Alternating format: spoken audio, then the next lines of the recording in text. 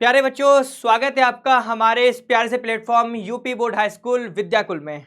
मैं आपका SST teacher दीपक दुबे सभी का अपनी क्लास में भरपूर स्वागत करता हूं। मेरे भाई, मेरे दोस्त, मेरे वो प्यारे प्यारे से बालक जो क्लास 9th को पास करके अब क्लास 10th में आ गए हैं और इस साल मेरे भाई वो फेस करने वाले हैं यूपी बोर्ड का एग्जाम, है ना। बोर्ड का एग्जाम एक ऐसा फियर है, एक ऐसा डर है जिससे यूपी के लगभग लाखों बच्चे परेशान होते हैं कि यार क्या करें, बोर्ड का पेपर आ गया है ना। क्योंकि और ये डरना जेन्युइन भी है, ऐसी कोई बड़ी बात नहीं है कि आप लोग डर रहे हैं तो कोई दिक्कत है, जेन्युइन है, होता है।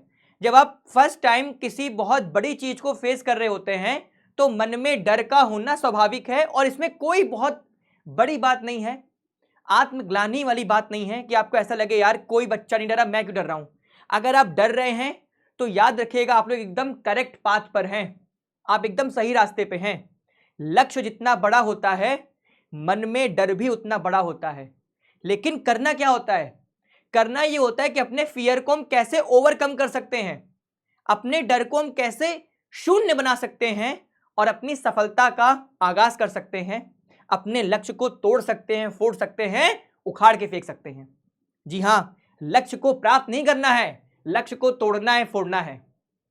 पुराने पैटर्न को फॉलो नहीं करेंगे कि हमें अपना लक्ष्य पाना है ना, अचीव करना नहीं, हमें लक्ष्य को तोड़ देना है, उसे फोड़ देना है कि अगर मैंने ये सोचा है कि इस साल मैं स्टेट टॉप करूंगा, दैट मीन्स करूंगा, फिर नो इफ नो बट, है ना। लेकिन इसके लिए आपके पास एक सही रणनीति का होना बहुत जरूरी है, एक बहुत शानदार स्ट्रेटेजी का होना बहुत आवश्यक है ना। ये बेसिक नीड है कि आप सही मार्ग पर आगे बढ़े, सही पाथ का आप चयन करें। आपको चूज करना होगा कि आपको किस मार्ग पे आगे बढ़ के अपने लक्ष्य को प्राप्त करना है, ठीक है।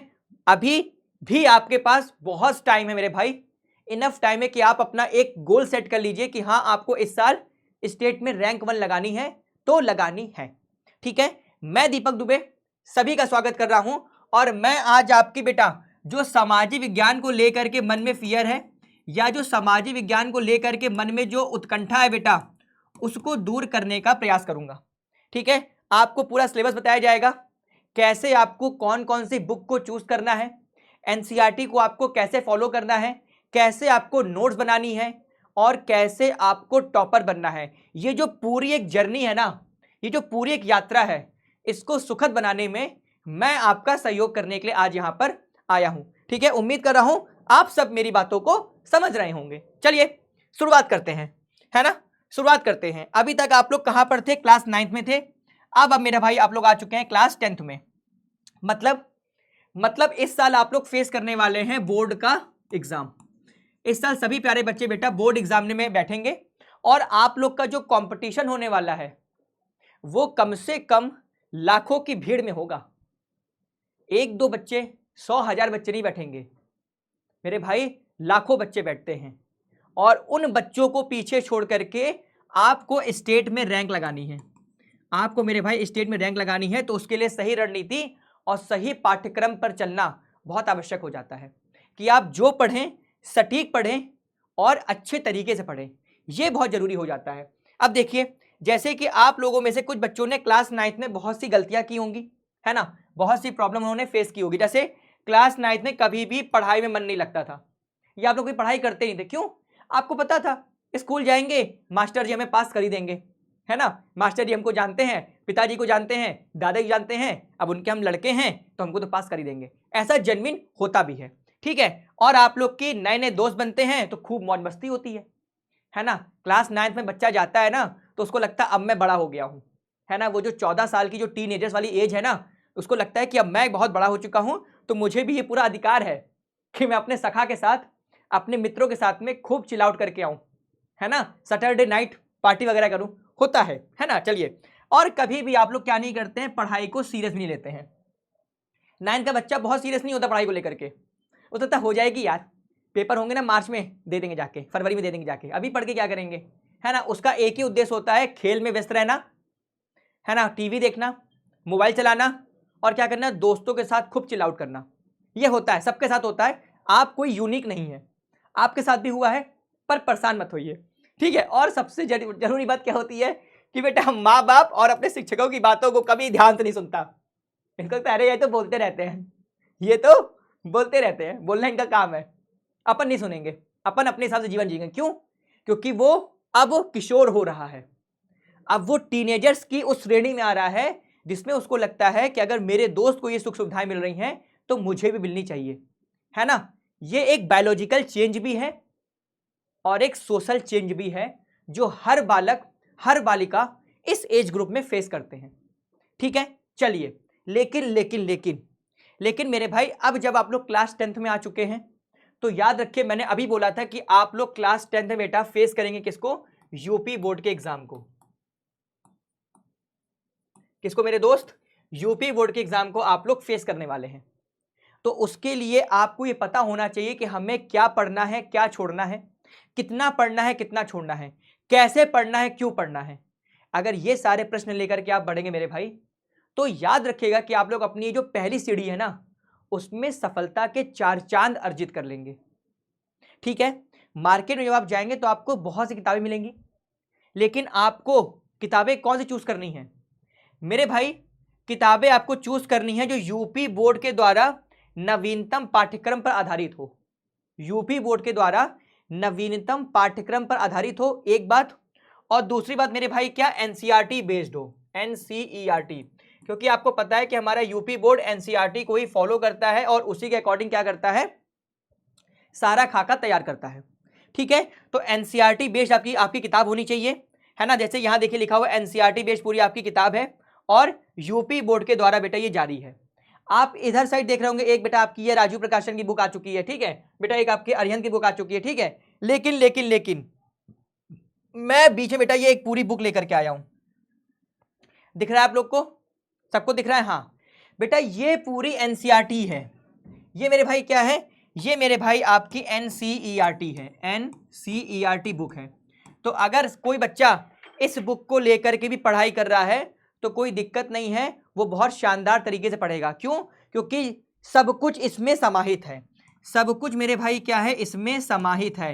तो आप लोग मार्केट में जाकर के इस बुक को भी परचेज कर सकते हैं, सब कुछ आपको इसमें एज इट इज मिलने वाला है। परेशान मत होइएगा, परेशान मत होइएगा। अगर आपको ये बुक मिल रही है मेरे भाई, ठीक है, तो ये आपके लिए सबसे ज्यादा उपयुक्त होने वाली है। ठीक है, परेशान कतई मत होइएगा, ये सारी बुक आपको मिल रही है। अच्छा, जब आप लोग परीक्षा देने आएंगे ना, तो आपको उस समय मार्केट में बहुत सी क्वेश्चन बैंक मिलेगी, है ना, कुछ गाइड वगैरह मिलती हैं। तो अगर आपको आवश्यकता हो और आपको लगता है कि मुझे कुछ एडिशनल नॉलेज की आवश्यकता है, तो आप उसे भी परचेज कर सकते हैं। ठीक है, चलिए, है ना भैया। चलिए अब देखिए, अब क्या है, अब बेटा भाई मैं आज आपको बताऊंगा क्लास 10th में बेटा जो आपका सामाजिक विज्ञान है उसका जो नवीन पाठ्यक्रम है उसमें क्या क्या आपको देखना है ना, किस पर आपको ज्यादा फोकस होना है और क्या क्या आपको पढ़ना है। क्लियर मेरे भाई? चलिए देख लेते हैं। सबसे पहले तो मेरे भाई आप लोग जब आप लोग क्या करेंगे, यूपी एमएसपी की साइट पे जाएंगे। किस पे मेरे भाई? UP MSP. जब आप लोग साइट पे जाएंगे, उसे खोलेंगे, यूपी एमएसपी की साइट जब आप खोलेंगे बेटा, तो आपको पता चलेगा कि आपके सामाजिक विज्ञान का सिलेबस है क्या, आपके सामाजिक विज्ञान का सिलेबस है क्या क्या। अब बहुत अच्छे से देखना मेरे भाई। सबसे पहले लिखा हुआ आपका भारत और समकालीन विश्व, जिसे आप लोग इतिहास के नाम से भी जान रहे हैं, मतलब आपका सेगमेंट 1 है इतिहास का। बेटा ये आपके बोर्ड एग्जामिनेशन में 20 नंबर को कवर करता है। आपको पता भी होना चाहिए कि आपको जो पढ़ना है उससे बोर्ड एग्जामिनेशन में कितना नंबर का आपको कवर करेगा, या वो टॉपिक कितना नंबर आपको देने वाला है। तो बेटा जो इतिहास का पूरा सेगमेंट है ये बोर्ड एग्जामिनेशन में आपको 20 नंबर दिलाएगा, एक बात।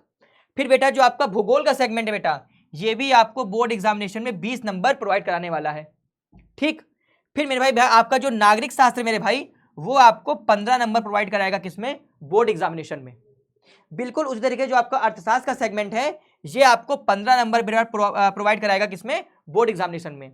तो इस प्रकार से टोटल आपका 70 नंबर का मामला हो जाएगा।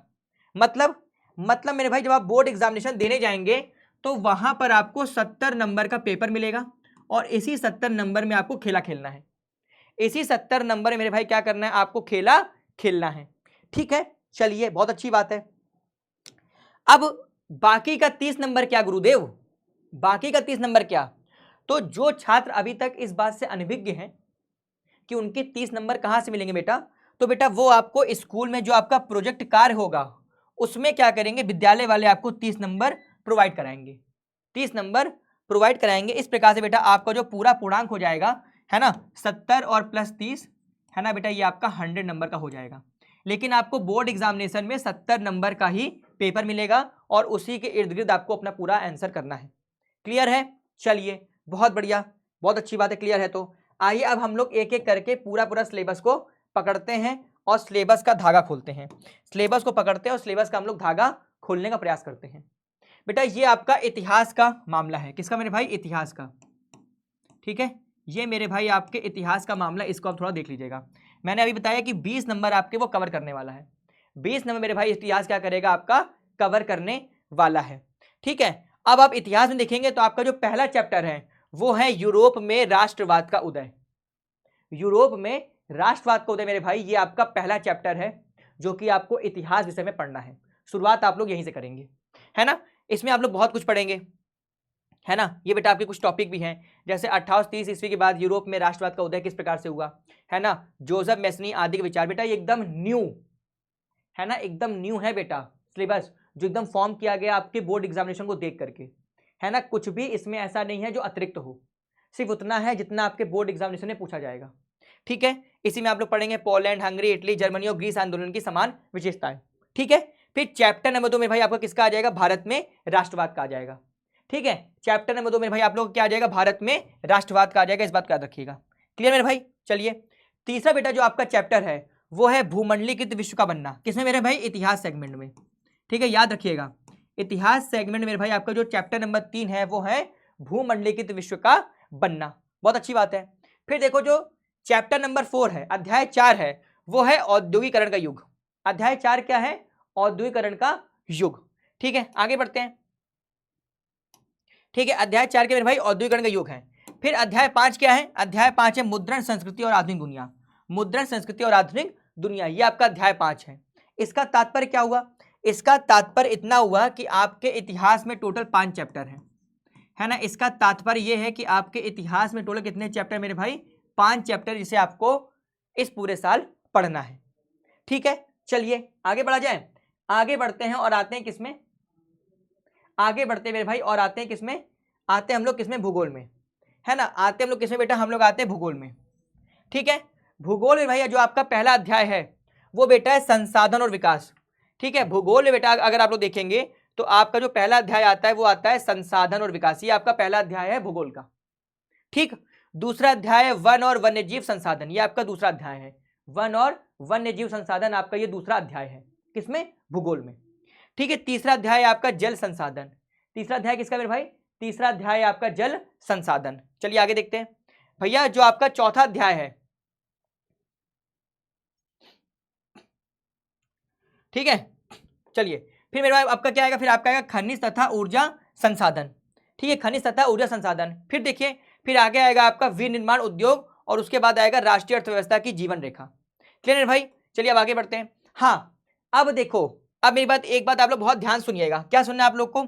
आपको ये सुनना है कि आपके बोर्ड एग्जामिनेशन मेरे भाई क्या आता है? मानचित्र आता है ना, जिसको हम लोग बोलते हैं मैपिंग। बोर्ड एग्जामिनेशन मेरे भाई आपका मैपिंग आता है। ठीक है, मैपिंग मेरे भाई दो तरीके से कवर होती है।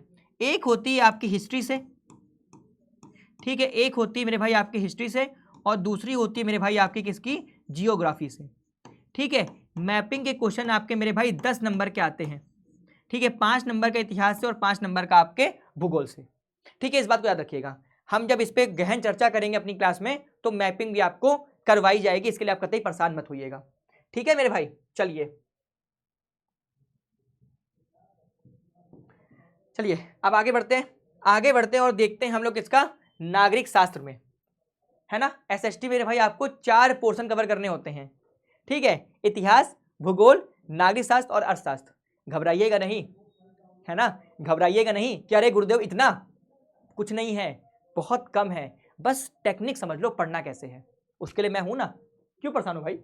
ठीक है, चलिए नागरिक शास्त्र में आपको पहला अध्याय मिलेगा सत्ता की साझेदारी, है ना। सत्ता की साझेदारी ये आपका पहला अध्याय होगा किसमें? नागरिक शास्त्र में। और दूसरा होगा आपका संघवाद। अध्याय 2 होगा मेरे भाई आपका संघवाद। ठीक है, इस पे हम लोग चर्चा करेंगे। ठीक है, तीसरा अध्याय होगा आपका जाति धर्म और लैंगिक मसले। जाति धर्म और लैंगिक मसले। बेटा यहां पर देखते रहना कि कितने कितने अंक को कवर कर रहा है। देखो 15 अंक को बेटा आपका नागरिक शास्त्र कवर कर रहा है, 15 अंक को मेरे भाई आपका नागरिक शास्त्र कवर कर रहा है। तो इसलिए मैं आपके लिए एकदम जेन्युइन इंफॉर्मेशन लेकर के आया हूं कि कहीं भी कोई भी त्रुटि ना हो। ठीक है, चलिए आगे बढ़ते हैं। फिर आपका मेरे भाई क्या होगा, फिर आपका अध्याय 4 क्या है, राजनीतिक दल। अध्याय 4 मेरे भाई आपका क्या है, राजनीतिक दल है। और अध्याय 5 है आपका लोकतंत्र के परिणाम। अध्याय 5 क्या मेरे भाई, अध्याय 5 है आपके लोकतंत्र के परिणाम। ठीक है, ये आपका हुआ नागरिक शास्त्र का मामला। ठीक है, अब हम लोग अपना आते हैं किस पे, अर्थशास्त्र पे, है ना।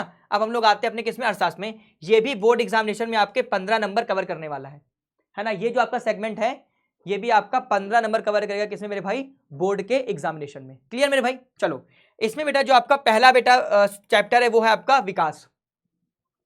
अर्थशास्त्र का जो पहला अध्याय है वो है आपका विकास। ठीक है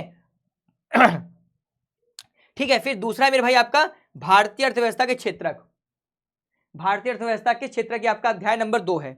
तीसरा है मुद्रा और साख, मनी एंड क्रेडिट, ये आपका अध्याय नंबर 3 है। ठीक है, अध्याय 4 क्या है, वैश्वीकरण और भारतीय अर्थव्यवस्था, ये आपका अध्याय नंबर 4 है अर्थशास्त्र के पोर्शन से, है ना। चलिए, और अध्याय 5 क्या है, कंज्यूमर राइट, जिसे हम लोग बोलते हैं उपभोक्ता अधिकार, उपभोक्ता अधिकार। तो बेटा ये आपके टोटल चैप्टर हैं जिन्हें आपको कवर करना है। ये आपके टोटल चैप्टर है चारों सेगमेंट से, है ना। यहां मैं एक बार आपको फिर से बता देता हूं कि बच्चा कंफ्यूज ना हो। आपके एसएसटी मेरे भाई, है ना, या मैं बोलूं आपके सामाजिक विज्ञान में, आपके सामाजिक विज्ञान में मेरे भाई टोटल आपको 4 पोर्शन को फॉलो करना है। हिस्ट्री को, ज्योग्राफी को, पॉलिटी को, इकोनॉमिक्स को, या इसी को आप लोग कहीं कहीं सिविक्स पढ़ते हैं, है ना, नागरिक शास्त्र पढ़ते हैं। तो इन चारों को आपको मेरे भाई बेहतरीन तरीके से कवर करना है। ठीक है, ये आपके सारे अध्याय थे जो मैंने अभी आपसे यहां पर चर्चा की है। लेकिन लेकिन लेकिन लेकिन नया क्या है गुरुदेव, नया क्या है, हमें ये तो बताइए कि आखिर नया क्या है ना। ये तो अध्याय समझ में आ गया मुझे कि आपने मुझे इतिहास के अध्याय बता दिए, आपने गुरुदेव हमको भूगोल के अध्याय बता दिए, आपने गुरुदेव हमको नागरिक शास्त्र के अध्याय बता दिए,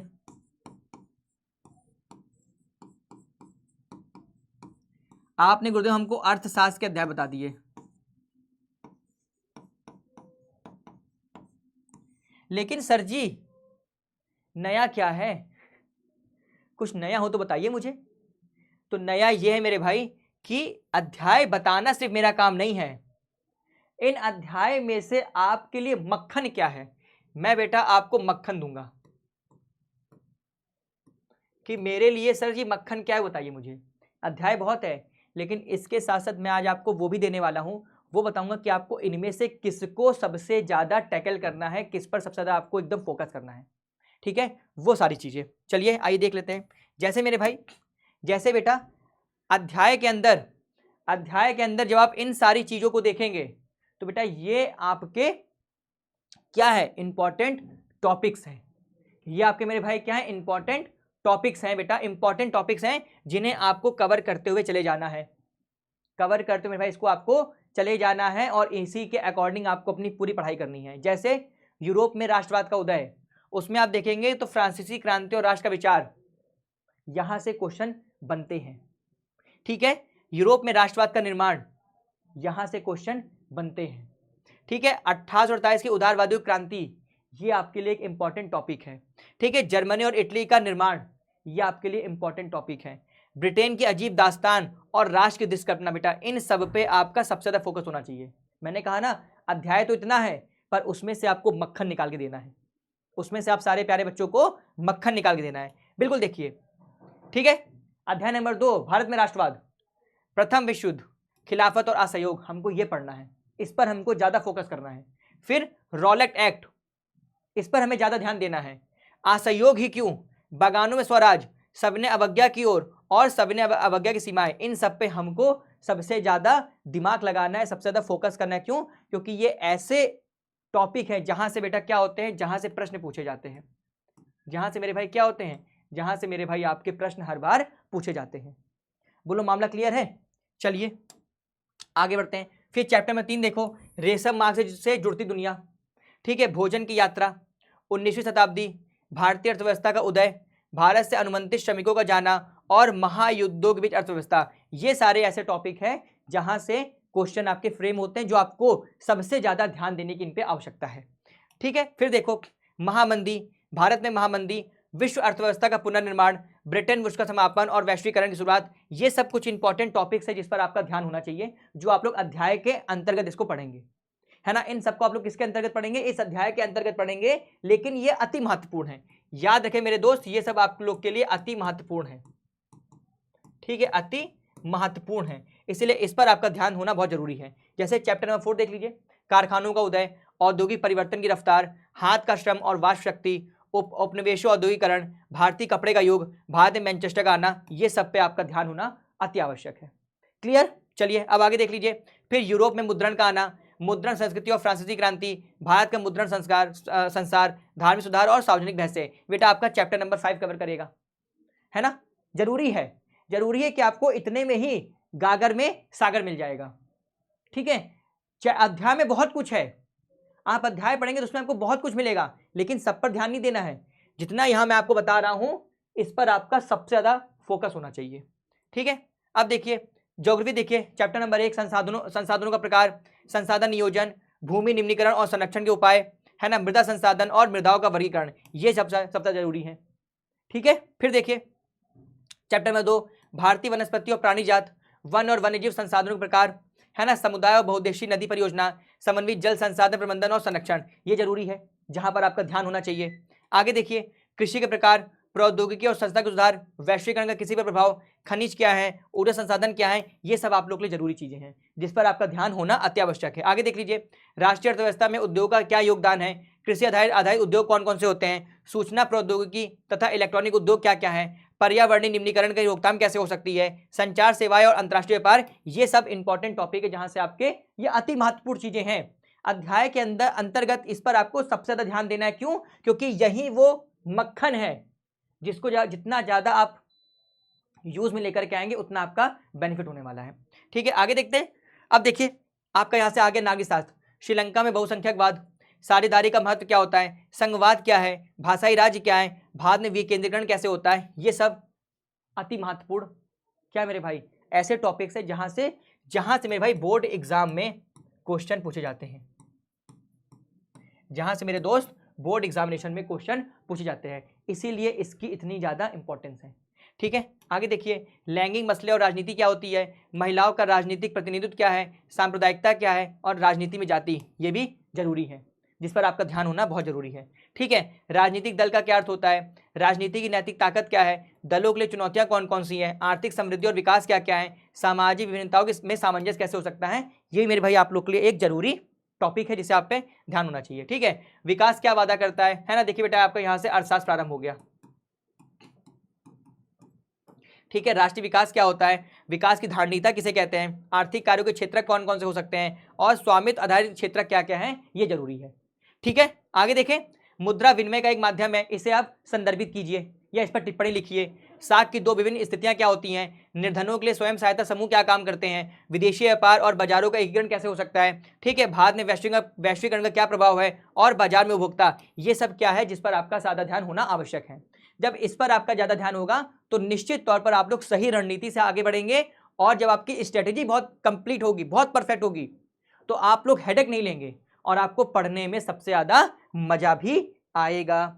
ठीक है, चलिए अब जो आप लोग अपने कानों से या अपने आसपास हर बार सुनते हैं कि आप में और टॉपर में अंतर क्या है, आप में और टॉपर में आखिर क्या अंतर होता है, कि पढ़ते आप भी हैं, पढ़ता रैंक 1 वाला लड़का भी है, पर आप में डिफरेंट कौन सा आ जाता है, जबकि सेम बुक से वो पढ़ता है, सेम बुक को आप लोग फॉलो करते हैं। जैसे कि एनसीईआरटी वो भी पढ़ेगा, एनसीईआरटी आप भी पढ़ेंगे, है ना बेटा, सेम टाइम पे वो भी अपना कोर्स का कंप्लीट करेगा, आप भी करेंगे, सिलेबस भी उसका और आपका दोनों का एकदम सेम है ना बेटा, टीचर भी उसके और इसके आपके सेम ही होंगे, पर डिफरेंट कहां पर आता है, डिफरेंट कहां पर आता है, क्या मन में ये प्रश्न नहीं आता।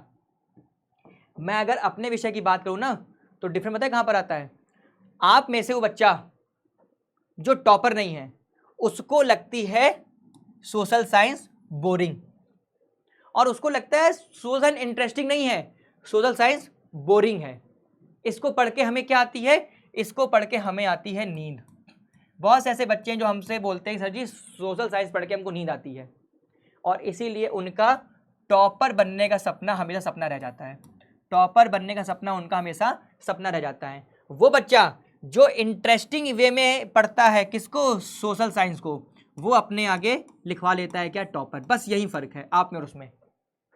जब आप लोग ने इतना देख लिया, अब आपको लगी अरे सर बहुत टफ है, कैसे पढ़ेंगे, मजा नहीं आएगा सर, और उसको लगने लगा बोरिंग, उसको लगने लगा बोरिंग। लेकिन सही मानने में बेटा ये बोरिंग है ही नहीं, ये दोनों कभी मैच कर ही नहीं सकते। अगर जो चीज़ जिसके लिए सबसे ज़्यादा इंटरेस्टिंग होंगी वो कभी उसके लिए बोरिंग हो ही नहीं सकती है। क्यों? क्योंकि उसका एक लक्ष्य है, उसका एक एम है कि उसे हर सब्जेक्ट में नंबर लाने हैं और अपने नाम के आगे लगवाना है क्या, टॉपर। बस यही फर्क है एक साधारण बच्चे में और एक टॉपर में, एक साधारण बालक में और टॉपर में, बस इतना फर्क है। अगर इस फर्क को आप लोग दूर कर ले जाएंगे तो निश्चित तौर पर आपका भी सपना मेरे भाई क्या हो जाएगा, साकार हो जाएगा। अब देखिए, अब एक प्रश्न जो हर बच्चे के मन में होता है कि सर जी टॉपर की तरह हम नोट्स कैसे बनाएं, टॉपर की तरह सर जी हम लोग आखिर नोट्स कैसे बनाएं, क्या आप हमको बता सकते हैं? तो मैं आपको 2-3 ऐसी बातें बताऊंगा जिसे आपको बहुत अच्छे तरीके से समझना है। सबसे पहली बात तो बेटा क्या है, इंटरेस्ट के साथ आपको पढ़ना पड़ेगा। सबसे बड़ी बात है कि आपके अंदर इंटरेस्ट होना चाहिए। किसी चीज में अगर आपका इंटरेस्ट नहीं है तो वो चीज कभी भी आप लोग फॉलो नहीं कर पाएंगे, आपका मन नहीं लगेगा, पहली बात।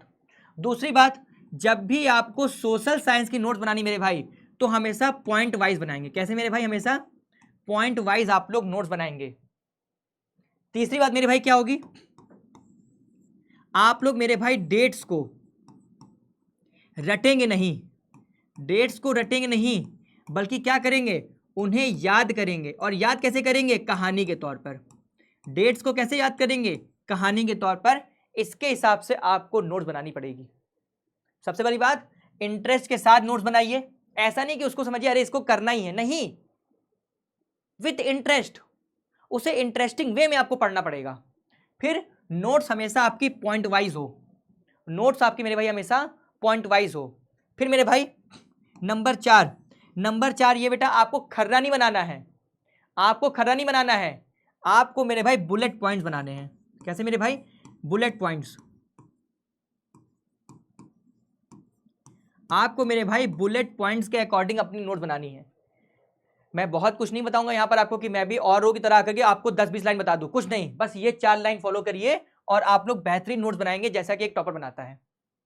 आप लोग याद रखिए, अगर आप लोग सोशल साइंस की कॉपी लिख रहे हैं तो कभी भी उसे ऐसे मत लिखिए कि आपको पूरा पूरा खर्रा लिखना है, नहीं, हमेशा ऐसे लिखिए कि आप लोग को वो बहुत अच्छे तरीके से समझ में आने लगी। क्योंकि सोशल साइंस में जितना ज़्यादा आप लोग बुलेट पॉइंट्स में लिखेंगे, डेट वाइज उसको लिखेंगे, पॉइंट वाइज लिखेंगे और इंटरेस्ट के साथ लिखेंगे तो आपके नंबर कभी भी कम नहीं होंगे। ये सारी चीज़ें आपको मेरे भाई फॉलो करनी पड़ेगी जब आप लोग सोशल साइंस की कॉपी बना रहे हो या उसको लिख रहे हो।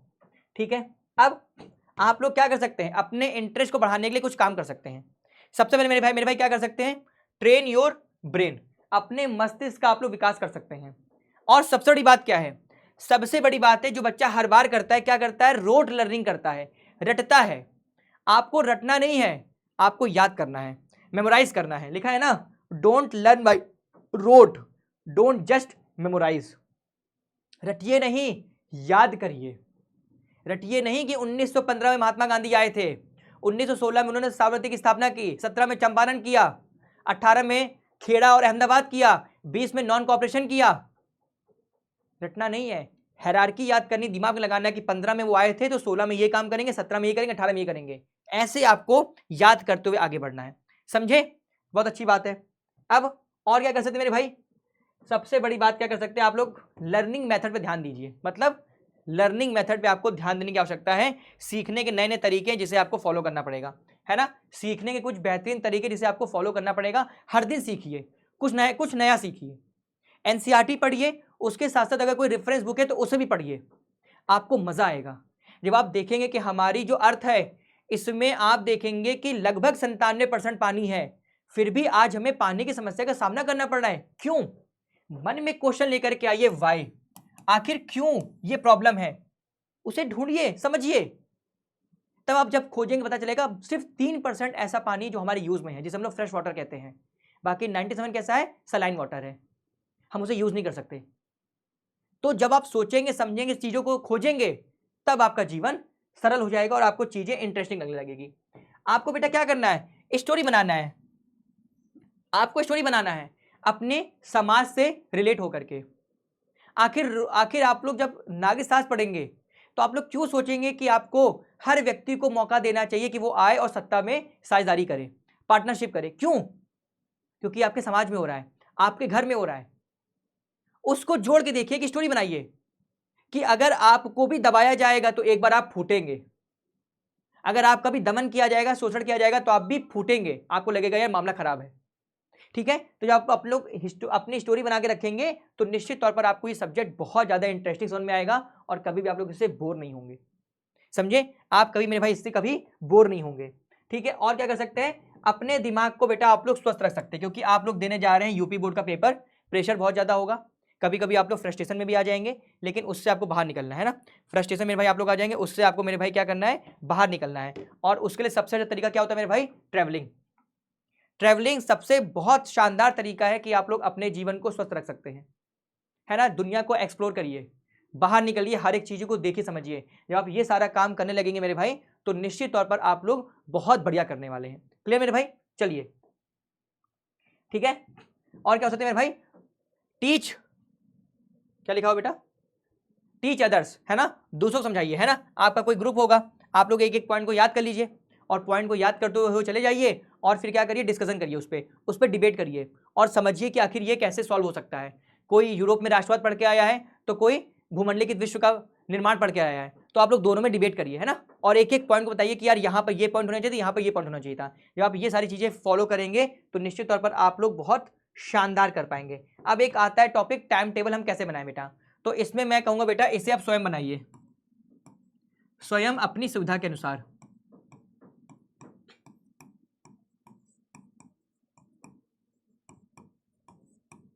हर व्यक्ति का टाइम टेबल अलग होता है, हर व्यक्ति अपने अकॉर्डिंग टाइम टेबल बनाता है, तो अपने अकॉर्डिंग आपको अपना टाइम टेबल बनाना है, उसे सेट करना है अपने अकॉर्डिंग। इसमें आपको किसी की नहीं सुननी, किसी की मतलब किसी की नहीं सुननी है, अपने अकॉर्डिंग। जिस टाइम आपको पढ़ना है पढ़ने को बना लीजिए, खेलना है खेलने बना लीजिए, खाना है खाने को बना लीजिए, लेकिन अपने अकॉर्डिंग। मैं बहुत स्ट्रांगली बिलीव करता हूं कि हर व्यक्ति का जो टाइम टेबल होता है वो अपने अकॉर्डिंग उसे फॉलो करेगा तो निश्चित तौर पर वो व्यक्ति सफल हो सकता है। ठीक है, फिर एट द एंड सभी को बेटा ऑल द वेरी बेस्ट, कि अब आप लोग जिस जर्नी पे निकले हैं वो जर्नी आपकी सार्थक हो सके, उस जर्नी में आप लोग वो कर सके जो आप लोग करना चाहते हैं, है ना। अपने नाम के आगे टॉपर लिखवाना चाहते हैं तो निश्चित तौर पर ईश्वर उसके लिए आपको ब्लेस करेगा, है ना। गॉड ब्लेस यू, ऐसी मेरी इच्छा भी है, मनोकामना भी है, और एक बड़े भाई होने के नाते आप लोग को आशीर्वाद भी है कि आप लोग अब जिस जर्नी को ट्रैवल करने के लिए आगे निकले हैं, आप लोग जिस यात्रा पर निकले हैं उसमें आप सफल हुई और निश्चित तौर पर आप लोग अपने लक्ष्य को प्राप्त कर पाएंगे, ऐसी मेरी इच्छा भी है और दृढ़ विश्वास भी है। ठीक है बेटा, तो इस स्ट्रेटेजी को आप लोग फॉलो करिए, हमारे साथ जुड़िए और अपने एक सुनहरे भविष्य को लिखने का नया आयाम रचिए। सभी प्यारे बच्चों को ऑल द वेरी बेस्ट और जय हिंद।